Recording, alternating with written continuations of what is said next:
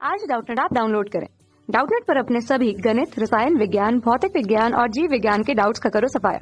बस प्रश्न की फोटो खींचो, एक ही प्रश्न को क्रॉप करो और तुरंत वीडियो सोल्यूशन पाओ। अभी डाउनलोड करें।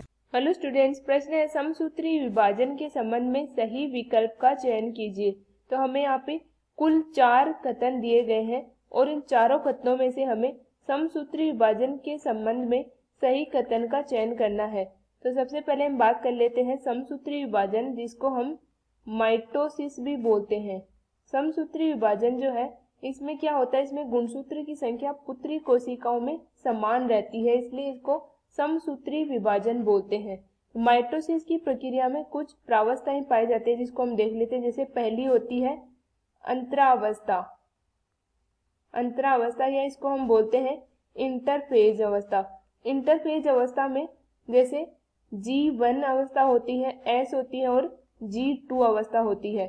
इस अवस्था में क्या होता है, डीएनए का संश्लेषण होता है, उसके अलावा प्रोटीन संश्लेषण होता है। दूसरी जो प्रावस्था पाई जाती है वो होती है प्रोफेज, प्रोफेज या पूर्वावस्था। प्रोफेज अवस्था में क्या होता है, गुणसूत्रों का संघनन होता है। तीसरी अवस्था पाई जाती है मेटाफेज या मध्यावस्था, जैसे हम इनको हिंदी में भी लिख लेते हैं मध्यावस्था। और प्रोफेज को हम बोलते हैं पूर्वावस्था। मेटाफेज में क्या होता है, मेटाफेज में गुणसूत्र जो है वो मध्यांश में व्यवस्थित हो जाते हैं। चौथी अवस्था होती है मेटाफेज के बाद में एनाफेज, एनाफेज या इसको हम बोलते हैं पश्चावस्था, पश्चावस्था।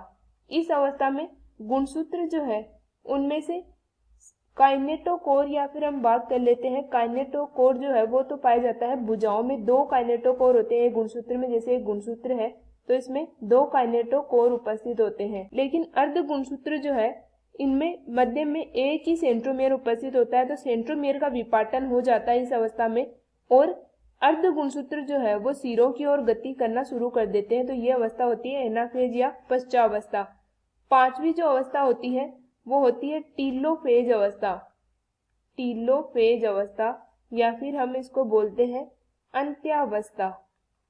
इस अवस्था में गुणसूत्र सिरों की ओर गति कर चुके होते हैं, केंद्रीय झिल्ली का निर्माण हो जाता है और उसके अलावा केंद्रिका बन जाती है और कुछ कोशिकांग बन जाते हैं। तो इस तरीके की प्रक्रिया पाई जाती है माइटोसिस या समसूत्री विभाजन में। पहला हमें कथन दिया गया है अंत्यावस्था, जैसे टीलोफेज में अर्ध गुणसूत्र विपरीत ध्रुवों की ओर गति दिया गया है, गति प्रारंभ करते हैं, तो ये गलत है। प्रारंभ करते हैं गति एनाफेज अवस्था में। दूसरा है पूर्वावस्था के अंत में गोल्गी सम्मिश्र और अंतःप्रदवी जालिका दिखाई देती है, तो ये गलत है। पूर्वावस्था या फिर प्रोफेज अवस्था में ये पूर्णतया गायब हो जाते हैं। अंतःप्रदवी जालिका या फिर हम बात करें एक तरीके से कोशिकांग जो है वो पूर्णतया गायब हो जाते हैं और गुणसूत्र संघनित हो जाते हैं। तीसरा विकल्प हमें दिया गया है मध्यावस्था में गुणसूत्र तर्कु मध्याक्ष की ओर गति करते हैं और मध्यवर्ती प्लेट के साथ व्यवस्थित हो जाते हैं, तो ये विकल्प सही है। मध्यावस्था या फिर हम बात करें मेटाफेज में हमने बताया था कि गुणसूत्र जो है वो मध्याक्ष की ओर गति करते हैं और मध्यवर्ती प्लेट के साथ व्यवस्थित हो जाते हैं। जैसे एक कोशिका है तो कोशिका के मध्य में इस प्रकार से गुणसूत्र जो है वो व्यवस्थित हो जाते हैं।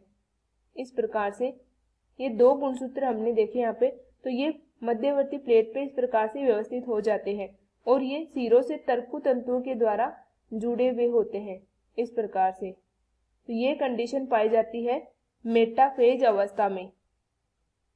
चौथे नंबर का हमें दिया गया है पश्चावस्था में अर्ध गुणसूत्र पृथक हो जाते हैं किंतु कोशिका के केंद्र में ही बने रहते हैं, तो ये विकल्प चौथे नंबर का गलत है।